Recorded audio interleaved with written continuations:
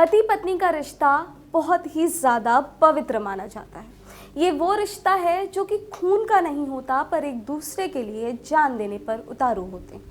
ये एक दूसरे से बेहद मोहब्बत करते हैं। एक ऐसा रिश्ता जिसे खून का होने का प्रमाण देने की कोई आवश्यकता नहीं होती, पर यहाँ पर जान देने के लिए नहीं, जान लेने के लिए उतारू।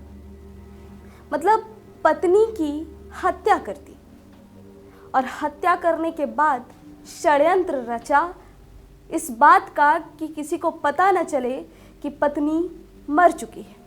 क्या है पूरा मामला, हम आपको बताएंगे। नमस्कार जी, मुझे कहते हैं अनामिका पांडे और आप इस वक्त देख रहे हैं वीके न्यूज़ का द क्राइम शो।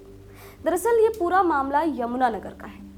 पति पत्नी का एक जोड़ा साथ में रहता था और पति को थोड़ा शक होने लगा। अपनी पत्नी के आचरण ठीक नहीं लग रहे थे, तो इस वजह से उन दोनों के बीच में लड़ाइयाँ होने लगी।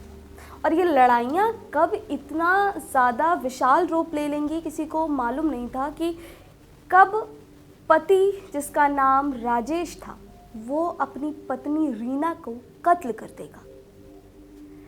बस यहीं पर नहीं रुकता सब कुछ। कत्ल करने के बाद कल 2 अक्टूबर था और आपने एक पिक्चर देखी होगी। 2 अक्टूबर से बड़ी जल्दी याद आ जाता है कि दृश्यम, कुछ वैसा ही किया। दृश्यम में भी आपको याद होगा, घर के पीछे गाड़ने की एक प्लानिंग बनाई थी।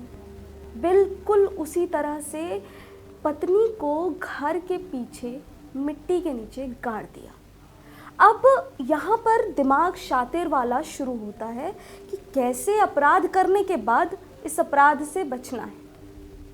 ये एक अपराधी का दिमाग ही कर सकता है, एक मासूम व्यक्ति ऐसा नहीं कर सकता। अगर उससे ये कत्ल गलती से हुआ होता या फिर आक्रोश में बस हो गया होता, तो शायद वो इतनी ज़्यादा शातिर दिमाग के साथ पूरे अपराध को छुपाने की एक नई कहानी रचने की कोशिश ना कर पाता।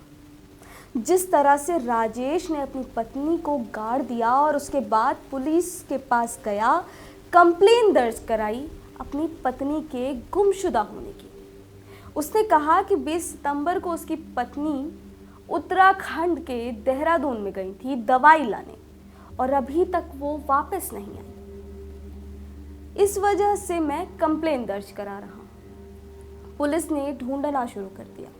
रीना के परिवार वालों को भी चिंता होने लगी, क्योंकि अब रीना से उनकी बातचीत हो नहीं पा रही। बात हो रही थी सिर्फ दामाद राजेश से, और राजेश कहता कि कभी रीना देहरादून दवाई लाने गई है, तो कभी कहता कि वो अपनी दोस्त के यहाँ रुकी है।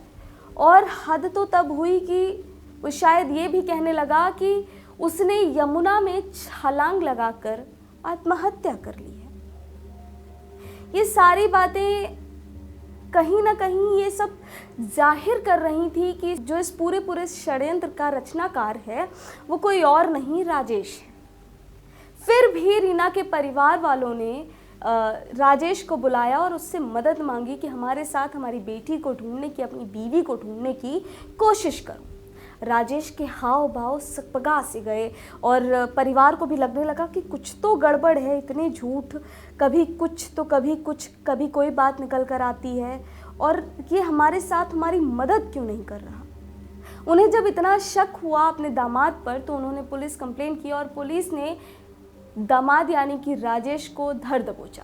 गिरफ्तार करने के बाद जब इस मामले की कार्रवाई शुरू हुई और पूछताछ भी बहुत कड़ी तरीके से हुई। जब ये कार्रवाई शुरू हुई तब जाकर राजेश ने अपना जुर्म कबूला और कहा कि हाँ, मैंने अपनी पत्नी का कत्ल किया है और मुझे उस पर शक था, और सारी बातें बताई। अब की लाश कहाँ पर उसने छुपाई है। जब पुलिस वहाँ पर मौके पर जाकर लाश, उस जगह से मिट्टी को हटाकर वो लाश को बरामद करती है, तो लाश सड़ने की कगार पे थी, सड़ चुकी थी, क्योंकि काफ़ी दिन बीत चुके थे। फिलहाल के लिए ऐसी बर्बरता वाले कांड पर आप क्या कुछ कहेंगे? मतलब रिश्तों को अब क्या नाम दें? वो रिश्ते जो पवित्र हुआ करते थे, प्रेम हुआ करता था, उन रिश्तों में इतनी बर्बरता आ गई है, इंसानियत मर सी गई है। इस पर क्या कुछ आप कहेंगे? हमें कमेंट सेक्शन में ज़रूर बताएं और देखते रहें वीके न्यूज़ का द क्राइम शो। धन्यवाद। वीके न्यूज़, राष्ट्र के नाम।